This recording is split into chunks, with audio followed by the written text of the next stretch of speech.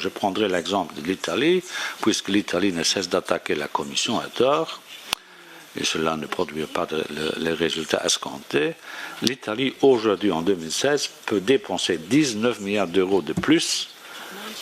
qu'elle n'aurait pu le dépenser si je n'avais pas réformé le pacte de stabilité dans le sens de flexibilité indiqué.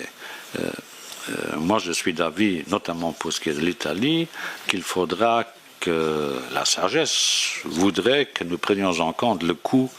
des tremblements de terre et le coût des réfugiés, tout comme cela est vrai également, bien que là, il n'y ait pas eu de tremblement de terre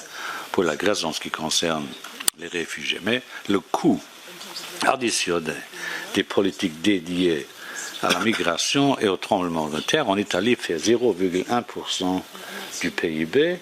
alors que l'Italie nous avait promis d'arriver à un déficit de 2,7% en 2017 et qu'elle nous propose maintenant de 1,7 pardon et qu'elle nous propose maintenant un déficit de 2,4% en raison des tremblements de terre et des réfugiés, alors que le coût se réduit à 0,1%. Nous sommes en relation étroite avec le gouvernement italien, tout comme avec les autres gouvernements, pour veiller au grain. Mais il ne faut plus dire, enfin si on le veut dire, on peut le dire, enfin je m'en fous en fait,